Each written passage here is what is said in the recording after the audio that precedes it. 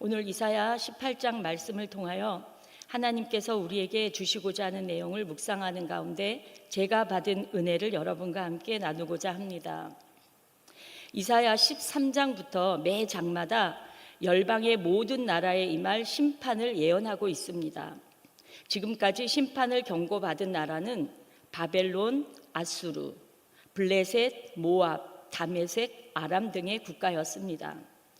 그런데 그 심판이란 행위는 두 가지 의미가 함께 공존하고 있습니다. 그것은 구원과 심판입니다. 여호와의 날, 그때 여러분, 많은 사람들은 마지막 날이 오면 아마 우린 다 망할 거야, 우린 다 죽을 거야 라고 하며 그때를 두려워합니다. 그 마지막 날은 그날을 주관하시는 하나님의 능력이 드러나는 날이 되겠죠. 그러니까 그 날에 하나님 편에 서 있지 않으면 심판이 되고 하나님 편에 서 있으면 구원이 되는 것입니다. 그래서 그 날에 누가 하나님 편에 서 있는가, 이게 중요하겠죠. 우리는 나는 하나님 편이고 너는 아니야 라고 생각해요. 그런데 하나님은 나와 너, 우리와 그들을 구별하지 않으십니다. 하나님은 넓은 사랑의 품을 열어두시고 모든 이들을 품어 안으십니다.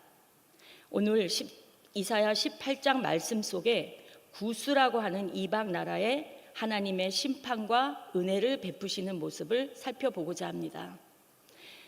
우리는 따지고 보면 구스나 다메섹, 아람, 아수르, 바벨론보다 더 심한 이방이에요. 그러나 우리는 하나님의 은혜로 믿음을 갖게 되었고 하나님의 자녀가 되었습니다. 과연 하나님은 어떻게 심판 가운데서 또 은혜로 구원하시는가를 생각하며 이사야 18장 심판의 예언 가운데 들어있는 하나님의 마음을 살펴보겠습니다. 먼저 1절입니다. 슬프다 구스의 강 건너편 날개치는 소리나는 땅이여, 이렇게 시작을 합니다. 여기 구스는 바로 현재의 에티오피아, 우리가 잘 아는 이디오피아입니다. 우리가 이디오피아 하면 조금 못 사는 나라, 힘든 나라, 기아에 허덕이는 나라로 생각되시겠지만 그 당시에 구스는 애굽 바로 옆에 있는 땅인데 애굽은 나일강으로 인해 풍성한 삶을 살았죠. 그런데 이때 구스도 애굽만큼이나 풍성한 땅이었어요. 자, 강 건너편, 이 강은 나일강입니다.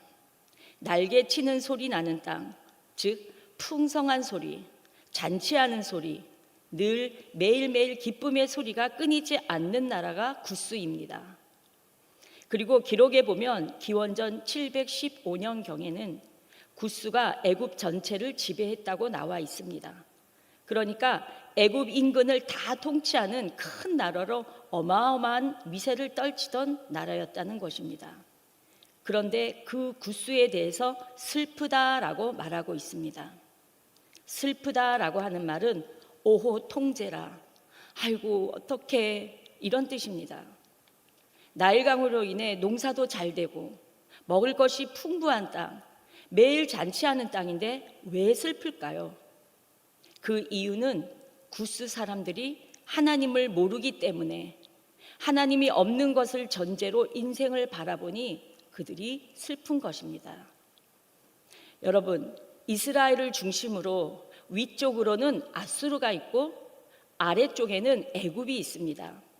그때 그 구스가 애굽을 통치하고 있었고 구스 사람들이 지금 아수르와의 전쟁을 계산하면서 이스라엘 백성들에게 우리 같이 싸우지 않을래? 라고 동맹을 맺자고 하고 있는 상황입니다. 그런데 이 동맹이라는 것은 양 국가 상호 간에 이점이 있어야 되는데 구스가 말하는 동맹은 이스라엘 백성들에게는 이점이 하나도 없습니다. 왜냐하면 아수르와 구스 사이에 이스라엘이 있기 때문에 전쟁이 벌어지면 피해를 입는 건 이스라엘이거든요. 그러니까 구스는 가만히 앉아서 우리를 위해서 너희가 싸우라는 거예요. 구스는 지금 자신들의 머리를 계속 굴리면서 이 아수르와의 싸움에서 이스라엘을 희생양 삼아서 나는 어떻게 살 수 있을까를 고민하고 있는 중입니다. 왜 이런 생각을 하게 됩니까? 그들은 하나님을 모르기 때문입니다. 이스라엘을 지키시는 하나님을 모르기 때문에 구스 나름대로는 전략이라고 하지만 그것은 한계가 있는 것이었습니다. 그것을 바라보면서 선지자 이사야는 하나님의 마음으로 슬프다, 슬프다라고 하는 것입니다. 우리가 살아가면서 돈 많고 권세 있고 남이 볼 때 부러워할 만한 사람들이 있을 수 있지요. 그런데 그들이 하나님을 모를 때 그들은 슬픈 사람들입니다. 많이 누린 것 같고 많이 가진 것 같고 뭔가 할 수 있을 것 같은데 그들은 자기의 생각이 최고라고 생각하고 천지를 창조하신 하나님을 모르기 때문에 그들에게는 참된 지혜가 없는 것이며 그들을 하나님의 관점에서 바라보면 불쌍하고 슬픈 것입니다. 그래서 하나님은 이스라엘 백성에게 찾아와서 지금 아수르와 싸우자, 우리 함께 마음 모아 싸우자라고 말하는 구스 사절들에게 이렇게 말하라는 것입니다. 2절의 내용을 좀 더 이해하기 쉽게 제가 읽겠습니다. 갈대 배를 나일강 물에 띄우고 그 구스 사자를 수로로 보내며 이르기를 민첩한 구스 사절들아 너희는 강들이 흘러 나누인 너희 나라로 가되 장대하고 준수한 백성 곧 시초부터 두려움이 되며 강성하여 대적을 밟는 백성 너희에게로 가라 하는도다. 이것은 바로 구스 사자들에게 말하는 것입니다. 나일강 수로로 다니는 구스 사람, 즉 민첩한 사절들에게 너희는 나일강이 흘러 나누어진 나라, 즉 강들로 인하여 풍성해진 나라 바로 구스, 너희 나라로 가라, 너희 나라로 가라는 거예요. 장대하고 준수한 백성, 구스 사람들은 겉으로 보면 키 크고 잘생긴 백성입니다. 그 강성한 너희 백성에게로 가라고 말하는 것입니다. 왜 우리 이스라엘에게 와서 싸우자고 그러냐? 왜 우리 이스라엘을 지금 너희 방패막이 삼으려고 하느냐? 그러지 말고 돌아가라. 이렇게 말하고 있습니다. 왜 그렇습니까? 바로 이스라엘, 우리에게는 하나님이 계시기 때문에 하나님이 우리를 구원하시니 너희들 얄팍한 수 쓰지 말고 돌아가라라고 말하는 것입니다. 3절입니다. 세상의 모든 거민, 지상에 사는 너희여, 산들 위에 기치를 세우거든 너희는 보고 나팔을 불거든 너희는 들을지니라. 여기 세상의 모든 거민들아, 지상에 사는 너희여, 이 말은 뭘까요? 하나님과 별개로 살아가는 세상만을 보고 사는 사람들, 세상에서의 삶이 전부라고 생각하는 너희 구스인들아, 잘 들어라.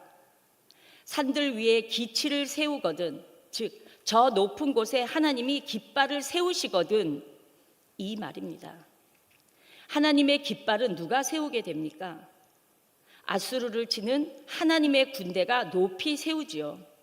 그리고 하나님의 군대가 나팔을 불거든 너희는 들을지어다. 지금 너희 구스는 하나님의 깃발이 높이 세워지거든 하나님의 나팔 소리가 들리거든 잘 들어라. 아수르를 물리치는 그 하나님의 구원을 너희는 잘 보고 잘 들어라 라고 말씀하고 있습니다. 여러분, 지금 러시아와 우크라이나, 이란과 이스라엘이 전쟁을 하고 있는데요. 결국은 우리가 아무리 노력을 한다고 해도 구원할 수 없고 구원이든 심판이든 그것은 바로 하나님이 하십니다. 그럼 우리가 할 일은 무엇인가요? 하나님의 깃발이 들리고 하나님의 나팔 소리가 들리면 그 하나님의 음성을 들어야 합니다. 본문 4절입니다.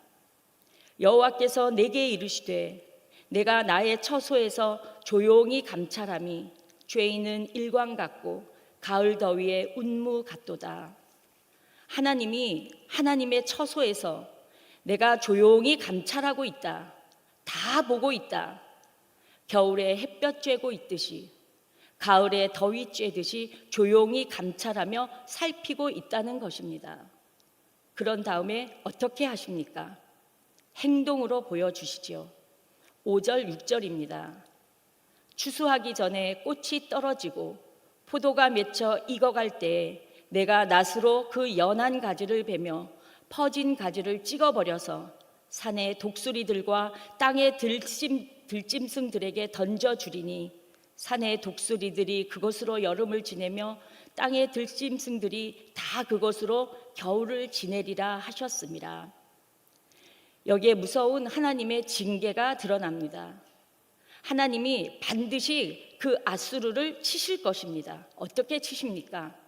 추수하기 전 꽃 떨어지듯이 벨 것이고, 포도가 익어갈 때 낫으로 그 가지를 잘라서 독수리와 들짐승에게 던져주게 할 것이다.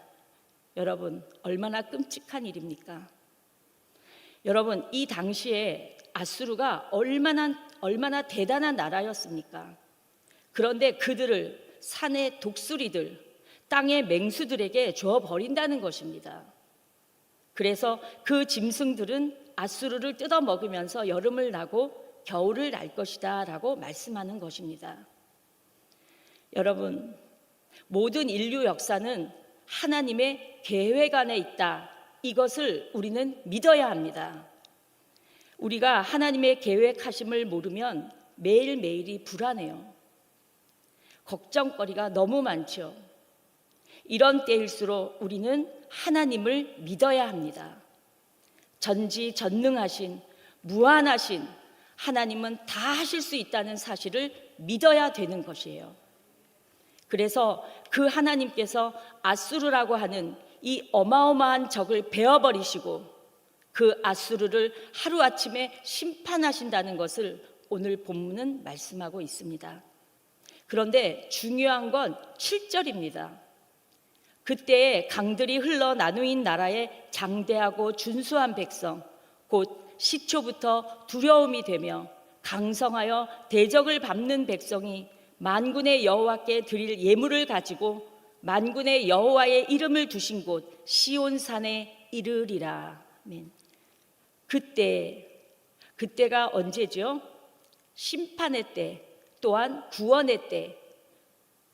분명히 구스는 이방인이니까 구스인들에게는 심판의 날이 되어야 하겠죠.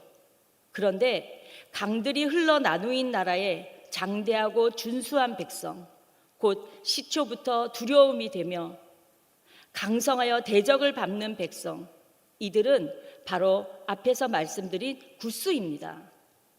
이 구스는 여호와께 드릴 예물을 가지고 만군의 여호와의 이름을 두신 곳 시온산에 이르리라 라고 합니다. 사랑하는 성도 여러분, 앗수르를 향한 심판이 있었죠.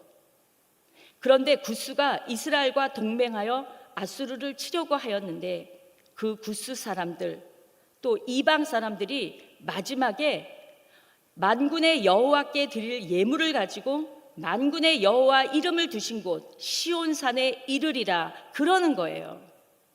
너무 놀라운 말씀 아닙니까? 여러분, 이 7절은요, 그동안 이스라엘에게 주어졌던 모든 말씀의 내용들 또는 이스라엘 백성들이 이해하고 있는 하나님의 마음이 완전히 다르게 나타나고 있는 문장입니다. 지금까지는 이방의 심판은 그냥 심판이었고 이스라엘의 심판은 징계였어요. 그런데 이 7절은 구스인들도 이방인들도 마지막 때에 만군의 여호와께 드릴 예물을 가지고 만군의 여호와의 이름을 두신 곳 시온산에 이를 것이다. 다 구원을 받는다는 거예요. 여러분, 이것이 참으로 놀라운 말씀입니다. 하나님은 누구신가요? 택하신 자기 백성만을 구원하는 분이 아니라는 것입니다. 하나님의 본심은 모든 나라가 하나님을 알고 하나님을 만나고 하나님께 나아오는 것입니다. 그게 하나님의 본심입니다. 여러분, 12월입니다. 다가오는 성탄절이 우리 모두에게 감격적인 날로 다가오는 이유는 무엇입니까? 하나님은요, 어느 나라에게만, 어느 민족에게만 하나님이 아니신 거예요.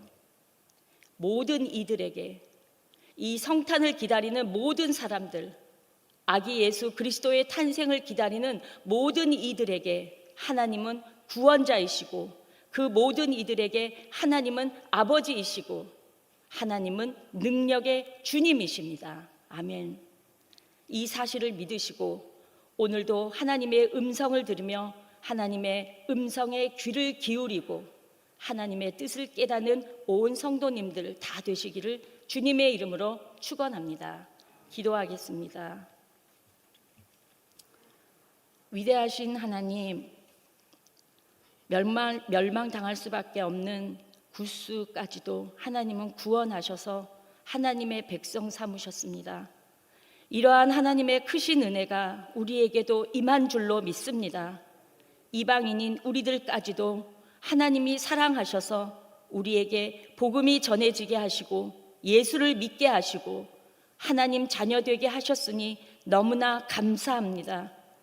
오늘 우리에게 주신 말씀 그대로 이 마지막 때에 우리도 하나님 앞에 나아가 찬양하며 예배할 참된 예배자로 서기를 원하오니 주여 우리에게 믿음을 더하여 주시옵소서. 우리를 복음의 사람, 믿음의 사람으로 강건하게 하여 주시옵소서. 예수님의 이름으로 기도드립니다. 아멘.